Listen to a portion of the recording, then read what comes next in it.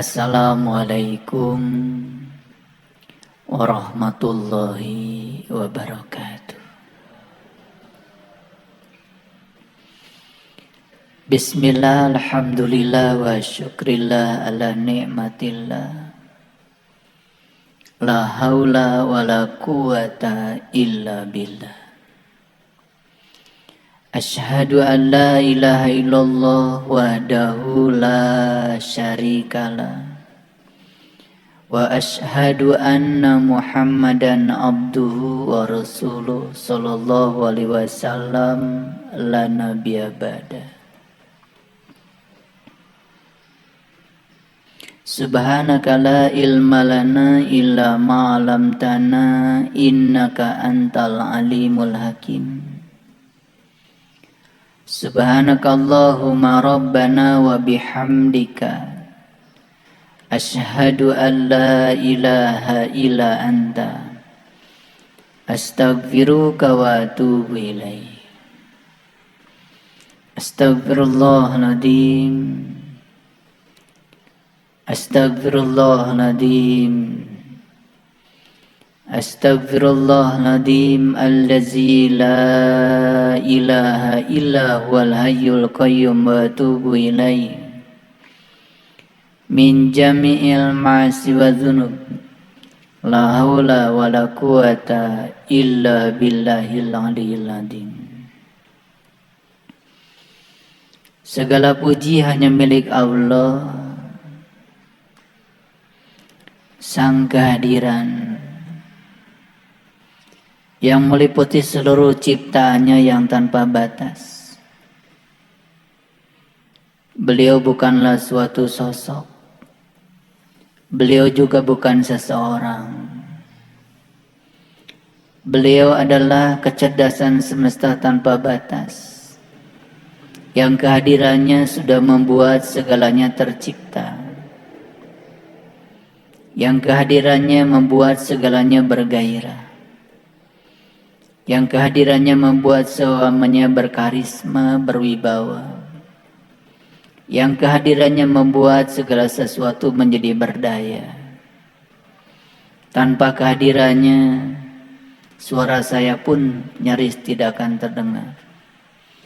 Tanpa kehadirannya, majelis taklim ini pun tidak akan terselenggara. Tanpa kehadirannya bahkan sebuah lampu pun tidak mungkin bisa menyala. Tanpa kehadirannya alat-alat elektronik kita pun tidak mungkin bisa berjalan. Dialah yang awal, dialah yang akhir, dialah yang zahir, dia juga yang batin. Dia yang nyata, dia juga yang tidak nyata. Mari kita sadari sepenuhnya bahwa sesungguhnya beliau tidak pernah meninggalkan kita walau sedetik pun. Perasaan ditinggalkan hanyalah ilusi pikiran kita. Perasaan ditinggalkan hanyalah gap yang terjadi karena kita sering melanggar titah dan perintahnya dari dalam. Perasaan ditinggalkan semata-mata karena kita sering menjauh dari dirinya. Perasaan ditinggalkan semata-mata karena kita sering menyimpang dari sifat ilahinya.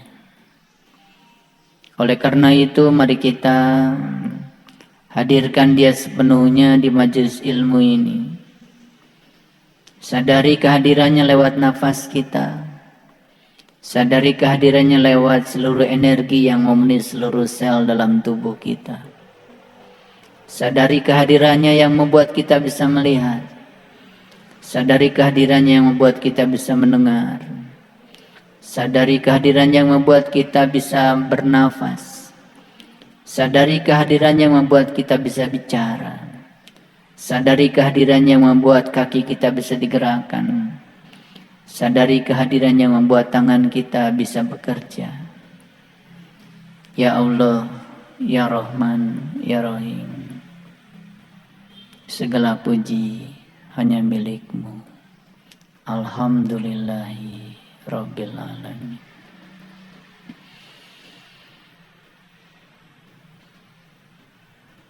Mari kita awali kajian yang penuh berkah ini, seraya menyapa asmanya dengan kelembutan dan cinta, seraya membaca basmalah. Bismillahirrahmanirrahim. Para sahabat, kita itu bisa melihat yang terlihat, dan kita pun bisa melihat yang tak terlihat. Yang terlihat semua yang bersifat materi, energi yang sudah memadat. Yang tak terlihat adalah yang bersifat imateri. Yang materi hanya bisa dilihat oleh mata yang bersifat materi. Mata kita ini secara fisik hanyalah daging, saraf, pembuluh darah, semuanya materi. Yang bersifat imateri tidak bisa dilihat dengan mata materi. Yang bersifat imateri hanya bisa dilihat oleh mata yang imateri. Ada persamaan antara cara melihat mata yang materi dengan mata yang imateri. Persamaannya adalah dua-duanya memerlukan cahaya. Dua-duanya memerlukan cahaya. Kalau kita melihat yang materi dalam kegelapan, nyaris kegelapan itu membungkus materi itu sampai kita tidak bisa mengidentifikasi yang kita lihat. Tetapi kalau mulai remang-remang, itu juga tidak bisa kita melihat dengan sejelas-jelasnya. Tetapi begitu sudah hadir intensitas cahaya yang cukup, maka cahaya yang datang kepada benda itu dipantulkan ke mata kita, dan mata kita memiliki kesan melihat yang jelas. Jadi kesimpulannya, sepanjang kegelapan itu masih ada, akibat ketidakhadiran cahaya, maka kita tidak akan pernah bisa menyaksikan sekalipun itu yang bersifat wujud materi. Karena kegelapan itu telah membungkus materi itu. Jadi intensitas cahaya yang hadir itu membantu untuk bisa melihat lebih jelas. Jadi kenapa video ceramah saya ini harus pakai lampu? Kan supaya kelihatan semua yang ada di sini dengan jelas. Bahkan jerawat saya aja gara-gara dikasih lampu terlihat jelas. Ya. Karena ada juga yang memperhatikan di YouTube, katanya ya guru lagi jerawatan, berarti gara-gara lampu sebetulnya.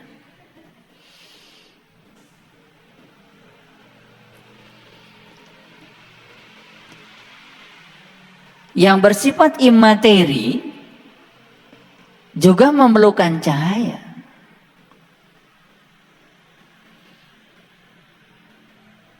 Dan cahayanya berasal dari matahari rohani. Dan matahari rohani itu sampainya kepada kita, itu tergantung kepada kabut-kabut yang kita ciptakan. Dan kabut itu berasal dari pikiran. Makanya kabut ada dua, kabut warna putih, kabut warna hitam. Dua-duanya juga penghalang. Bedanya kalau sudah hitam kabutnya biasanya turun hujan. Itu saja.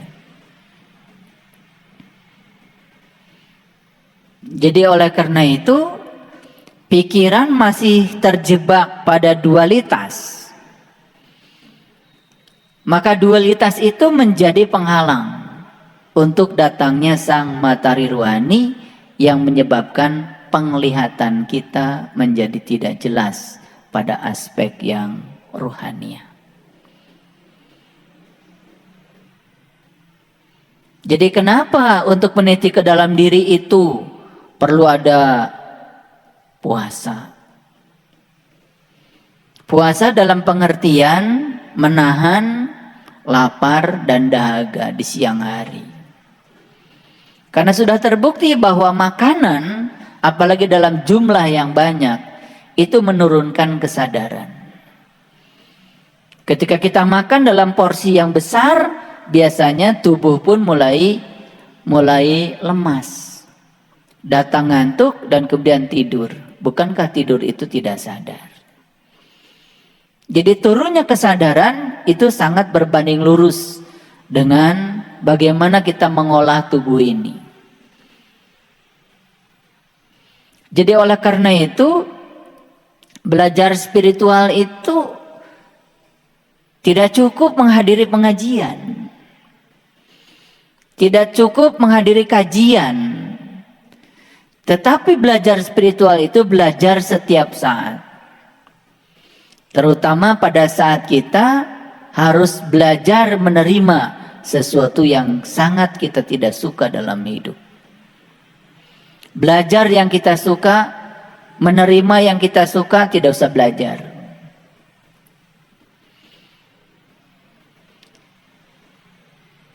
Karena kalau ada yang kita sukai, tanpa belajar kita sudah senang dan pasti menerima. Tetapi menerima yang tidak disukai, disitulah kita belajar. Sayang sekali, ruang kelas itu sering ditinggalkan banyak orang. Kosong ruang kelas itu. Karena kita hanya siap menerima yang kita sukai. Dan menerima yang kita sukai tidak perlu belajar.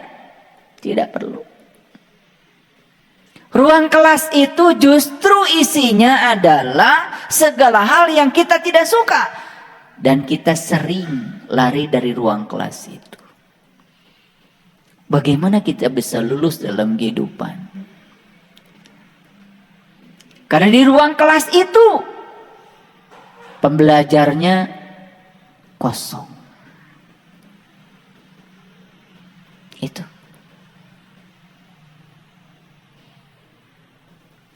Pada kesempatan yang penuh berkah ini, saya sudah membuka surah Asy-Syu'ara. Gak tahu, pokoknya minggu-minggu ini saya masih berfokus di Asy-Syu'ara. Rasanya resonansi saya dengan Asy-Syu'ara itu makin kental aja. Sampai tadi pagi saya sempat share juga di WA group kita. Saya menemukan di Quran surat Asy-Syu'ara itu ada 7 ayat yang diulang 7 kali. Ada satu ayat yang diulang 7 kali. Dan saya sampai menghitung itu. Semoga saya tidak salah. Karena sudah saya baca semuanya. Dan ayatnya berbunyi, fattaqullaha wa ati'uni. Fattaqullaha wa ati'uni. Itu saya mencatat diulang 7 kali. Pertama di ayat yang ke-108. Yang kedua di ayat 110. Yang ketiga di ayat 126. Yang keempat di ayat 131. Yang kelima di ayat 150. Yang keenam di ayat 163. Dan terakhir di ayat 179. Diulang 7 kali. Fattaqullaha wa atiuni. Itu sebetulnya dialog antara Nabi Nuh dengan para pengikutnya. Makanya ada cerita Nabi Nuh bikin kapal. Di mana bikin kapalnya Nabi Nuh? Di gunung.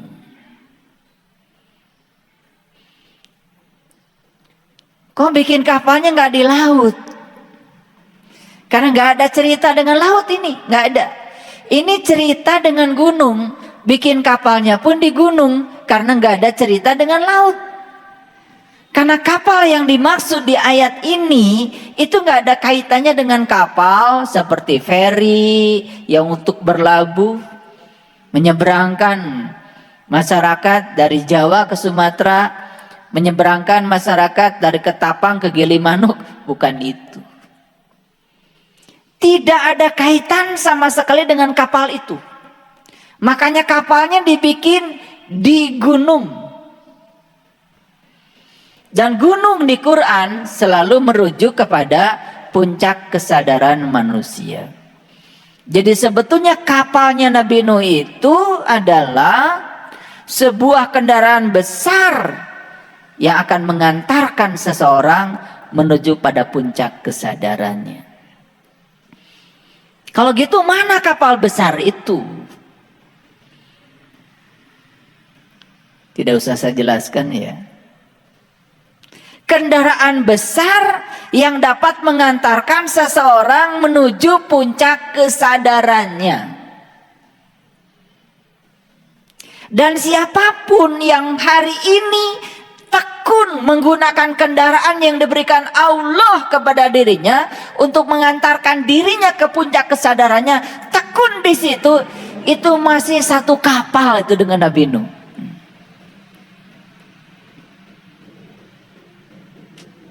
Dan siapapun yang sudah berkhianat kepada Nuh, berarti sudah tidak menggunakan lagi kapal pemberian Tuhan untuk menuju puncak kesadarannya. Makanya di ayat yang ini nanti kita akan tunjukkan. Saya tunjukkan dulu deh supaya percaya sama saya. Kalau nggak ditunjukkan nanti malah nggak percaya. Kita lihat dulu deh ayat 120. Seperti biasa pembelajaran dengan saya loncat-loncat. Kelihatan loncat-loncat ayatnya. Tetapi sebetulnya struktur pembelajarannya tidak loncat-loncat. Karena saya mendengar apa yang ada di dalam. Summa agrokna ba'dul baqin. Summa agrokna ba'dul baqin. Kemudian sesudah itu kami tenggelamkan orang-orang yang tinggal. Nanti kita akan lengkapi ya ceritanya. Jadi ini adalah cerita orang-orang yang sudah sepakat untuk satu kapal bersama Nuh untuk melakukan suatu proses perjalanan menuju kepada puncaknya kesadaran. Dan masing-masing sudah dibekali kapal-kapalnya itu. Makanya ada doa naik kendaraan. Nah, doa naik kendaraan itu bukan naik Avanza, Xenia, Innova, tidak ada kaitan dengan itu.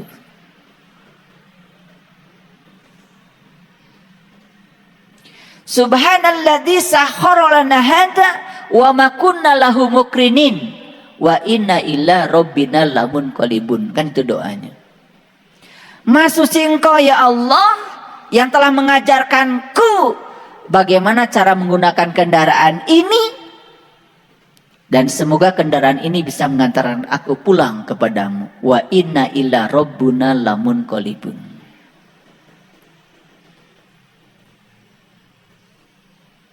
Jadi beruntung sekali itu yang sudah punya kendaraan dan tahu cara mengendarainya. Karena banyak yang punya kendaraan tetapi nggak bisa nyupirnya. Jadi kendaraannya masih diparkir di garasi. Makanya tidak pernah pergi kemana-mana. Hidupnya di situ-situ saja. Makanya ada pepatah orang Sunda mengatakan, sing bisa init bari cicing, milampah tengah lengkah. Itu hebatnya kendaraan kita tuh. Initnya bari cicing, milampah tengah lengkah. Gitu. Jadi kendaraannya nggak kemana-mana. Tetapi perjalanannya sudah kemana-mana. Gak melangkah kemana-mana, tapi langkahnya sudah sangat jauh. Jadi saya ingin menyampaikan selamat buat para sahabat yang sudah bisa melangkah, ya, menembus sempadan langit. Bayangkan, secara fisika, orang mau meninggalkan bumi saja harus membuat yang namanya pesawat yang bisa memiliki escape velocity, kecepatan lepas dari bumi. Berapa kecepatan awal dia sehingga dia memiliki momentum yang cukup untuk melawan gravitasi sampai dia menjadi lepas dari gravitasi bumi. Itulah yang dikerjakan oleh satelit. Makanya satelit baru bisa mengangkasa di tempat di mana gravitasi bumi sudah tidak bekerja lagi. Kalau gravitasi bumi bekerja, jatuh ke bumi. Makanya dia terus aja beredar, hanya menggunakan energi yang sedikit. Karena tidak perlu. Yang melawan gravitasi bumi bukan satelitnya. Yang melawan gravitasi bumi itu adalah pesawat yang melepaskan satelitnya. Namanya apa? Roket. Roket kan begini, meninggalkan bumi, tapi setelah di sana kemudian lepas, ya selesai. Makanya di angkasa ini banyak sekali sebetulnya sampah-sampah angkasa, sampah-sampah satelit yang sudah tidak berguna lagi. Karena satelit itu punya lifetime, punya waktu, punya umur tertentu. Dan di sana itu sampah banyak dan tidak bisa jatuh ke sini karena sudah di luar gravitasi. Nah, untuk melepaskan diri, ya, dari bumi supaya tidak balik lagi ke bumi, diperlukan kecepatan awal, namanya escape velocity, kecepatan lepas. Makanya ada film judulnya Lepas dari Penjara, ya, Escape from Alcatraz. Oh, itu ada filmnya kan itu. Jadi lepas dari Alcatraz, diperlukan effort, diperlukan energi awal itu untuk melepaskan diri. Ini nih. Yang mau melepaskan diri dari dualitas perlu energi awal. Perlu memiliki momentum yang kuat, perlu memiliki kecepatan. Yang memble ya, akhirnya yaitu seperti umatnya Nuh yang tertinggal dari kapalnya. Sudah memble, nggak tahu diri, lambat belajar tapi nggak mau belajar. Harusnya kalau tahu diri, saya lambat mengerti. Kalau lambat mengerti, siapkan waktu lebih banyak daripada yang cepat mengerti. Ini sudah tahu lambat mengerti, tetapi tidak menyediakan waktu banyak untuk memahami. Ya sudah. Tidak punya kecepatan awal untuk melepaskan diri dari gravitasi dunia ini. Akibatnya perkembangan spiritualnya juga tidak maju-maju, di situ-situ saja. Dan menganggap seakan-akan sah-sah saja kalau dalam spiritual ada pengkhianatan. Di spiritual tidak boleh ada pengkhianatan. Terutama pengkhianatan kepada guru. Pengkhianatan kepada para utusan Tuhan. Gak bisa di spiritual itu mengatakan, saya kan sudah dapat ilmunya, saya mau tekun aja tiap malam. Dan kemudian tidak perlu bertemu dengan orang yang menjadi marga lantaran saya dapat ilmu ini. Itu namanya, itu yang disebut dengan culas. Gitu. Dan orang-orang yang culas ilmunya juga tidak akan pernah berkah. Hanya untuk bertemu dengan guru aja berhitung luar biasa. Berhitung waktu, berhitung uang apalagi. Ya sudah, uangnya juga tidak bertambah. Waktunya juga makin sibuk dan sempit. Lihat saja, orang yang selalu berhitung dengan itu repot. Makanya orang yang selalu memikirkan masa tua dengan asosiasi pikiran pada hal yang lemah, lihat saja, cepat tua. Tapi orang yang mengasosiasi pikirannya di masa tua dengan hal-hal yang menguatkan, lihat saja, dia menjadi awet muda. Tergantung asosiasi pikiran kita. Ada orang yang berpikir, semakin saya tua, saya semakin matang. Semakin saya tua, saya semakin dewasa. Semakin saya tua, saya semakin damai. Semakin saya tua, saya semakin menjadi diri saya sendiri. Kuat yang dia pikirkan, yang kuat-kuat, dia menjadi kuat. Karena dia menjadi kuat, tidak takut tua. Tidak takut tua, malah awet muda. Coba lihat. Yang mengasosiasi pikirannya dengan hal yang lemah, wah kalau tua saya keriput. Semakin takut tua kan semakin cepat tuanya. Jadi sebetulnya kita punya kuasa untuk mengendalikan ya kekuatan Tuhan yang ada dalam diri kita. Dan kalau kekuatan positif itu sudah mempengaruhi pikiran kita, dan pikiran itu akan merealisasikan semua yang kita mau.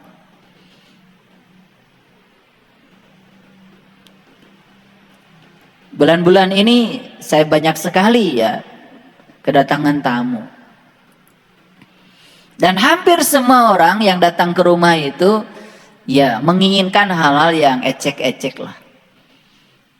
Pengen selesai dari masalah, pengen urusan keluarga beres, pengen penyakitnya hilang. Bagi saya itu ecek-ecek. Gak ada yang pengen, saya pengen bersama Allah gitu, jarang. Padahal itu adalah muaranya. Kalau sudah bersama Allah, gak ada yang mustahil kok. Semuanya beres. Maaf ya, mengurai masalah hidup, mulailah dengan, mohon maaf, ikut pelatihan ini, itu, yang bersifat katanya bisa mengeluarkan segala yang ada di alam bawah sadar dan lain-lain. Nah itu tidak menyelesaikan masalah. Makanya Nabi Muhammad ngajarin ilmu satu aja, ma'rifatullah. Satu saja, tidak mengajarkan yang lain. Dan ilmu yang diajarkan beliau itu bisa mengurai semua urusan. Makanya cari obat itu yang holistik. Cari obat itu yang sekali ya di treatment semua terurai. Gitu. Jangan berkecimpung di hilirnya. Kita harus menyentuh hulunya. Itulah hebatnya ilmu mengenal jati diri itu. Ilmu sangkan paraning dumadi itu. Itu hebatnya. Saya berani mengatakan ini karena saya sudah mengalami. Saya pernah berkecimpung di bidang ini. Ternyata kalau kita main-main di hilir, tidak main di hulu, parsial, tidak integral, sempit dan tidak komprehensif. Jadi kita kan harus belajar di waktu yang tersisa ini bagaimana menemukan satu ilmu yang ketika kita pelajari terurai semuanya. Itulah hebatnya ma'rifatullah. Tapi yang betul belajarnya, ya meniti ke dalam dirinya yang sungguh-sungguh. Baik. Jadi kenapa di Quran kok ada kata-kata fattaqullaha wa ati'uni? Bertakwalah kepada Allah dan ikuti aku. Bertakwalah kepada Allah, ikuti aku.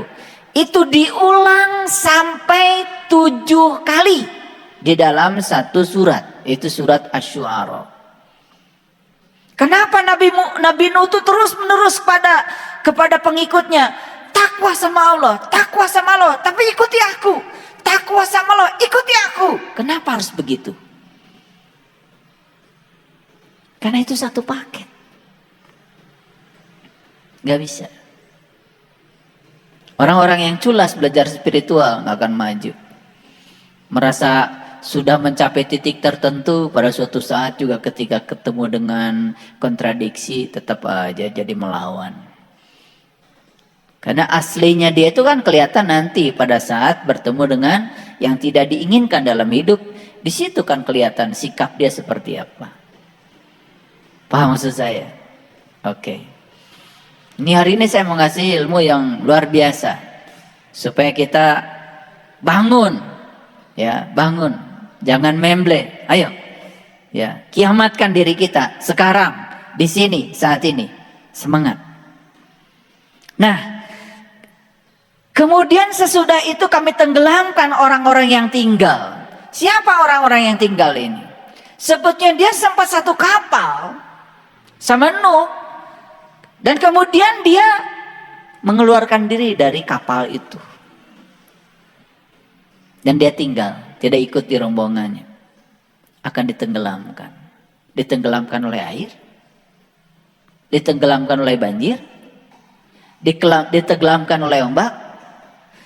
Sekali lagi, cerita tentang rombongannya Nuh tidak ada kaitan dengan laut. Tidak ada kaitan dengan ombak. Sebetulnya yang lebih mengerikan itu bukan ditenggelamkan oleh ombak yang berasal dari laut. Tapi kalau kita sudah ditenggelamkan oleh ombak yang berasal dari ketidakmampuan kita mengendalikan kehidupan. Ombak yang berasal dari hawa nafsu kita, dari pikiran kita. Itu yang paling berbahaya. Dan hampir semua manusia bisa tenggelam dengan ombak ciptanya sendiri di sini. Ombak yang di sini jauh lebih berbahaya daripada ombak yang di laut.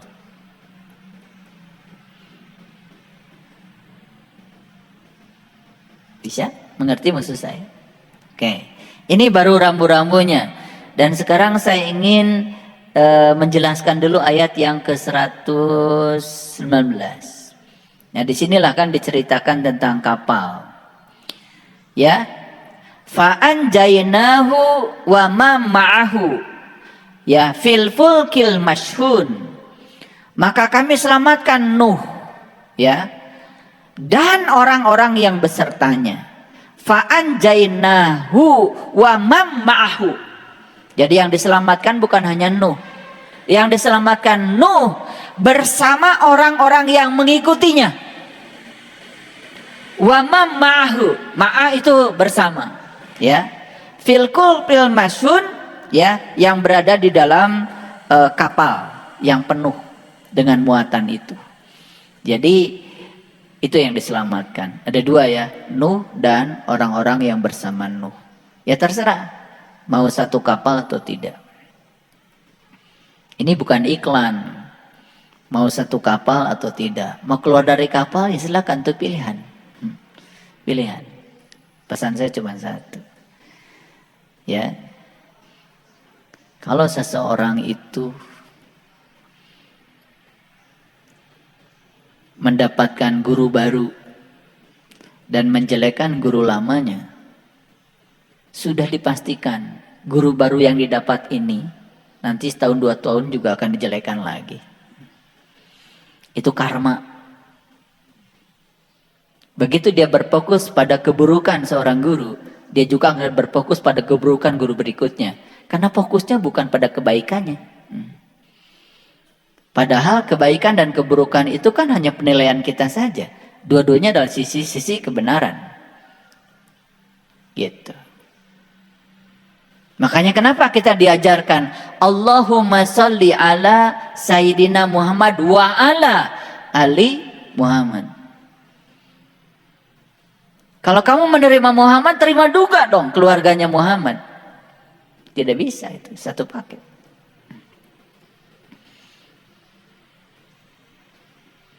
Jadi baik dan buruk itu kan pikiran kita. Itu penilaian kita. Dan kita selalu mengikuti baik dan buruk berdasarkan pikiran kita. Kita sedang mengikuti diri palsu kita, bukan mengikuti diri kita yang sebenarnya. Padahal dua-duanya sisi-sisi kebenaran. Kenapa saya bicara ini? Karena belajar spiritual itu banyak sekali hambatannya. Banyak sekali. Hambatan yang paling besar adalah hambatan yang diciptakan oleh pikiran kita sendiri. Makanya miliki kesadaran yang tinggi supaya tidak dihasut oleh pikiran. Kemarin di kajian khusus saya jelaskan 8 metode pikiran menghasut kesadaran. Semoga para sahabat dengar ya, rekamannya ada.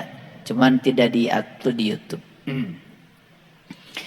Nah, sekarang pertanyaannya, kenapa ya? Saya perlu menjelaskan ini. Karena saya melihat dan menyaksikan dengan mata kepala saya sendiri, ya, orang-orang yang dalam perjalanan spiritualnya itu culas. Nih, culas. Pinter kodek kalau bahasa Inggrisnya. Dia kira dengan fatakulloha cukup. Nggak cukup. Wa atiuni. Rumi, sekelas Rumi ketika ditanya, kalau ini gurumu, ini Tuhanmu, siapa yang akan kau sembah lebih awal? Rumi mengatakan, aku sembah guruku. Baru aku sembah Tuhanku. Loh, bisa begitu? Karena aku bisa mengenal Tuhanku lewat guruku. Sampai di dalam hadis dikatakan malam yahmadinas lam yahmadillah.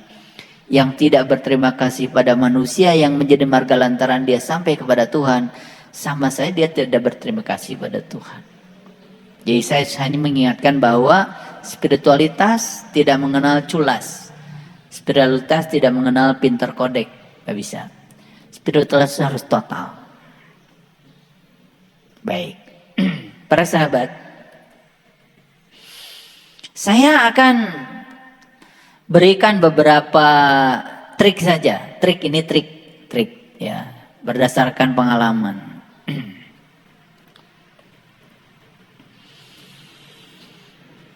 Supaya kita memiliki kemampuan memantaskan diri. Memantaskan diri. Trik yang pertama. Coba sekarang bisa nggak dalam waktu 2 menit aja tuliskan 10 hal yang para sahabat miliki sekarang dan membuat para sahabat senang. Sebut aja bahagialah, nggak apa-apa. Silakan 2 menit. Sebutkan saja 10 hal yang diberikan Allah kepada para sahabat yang membuat para sahabat sekarang bahagia. 10 aja. 2 menit coba.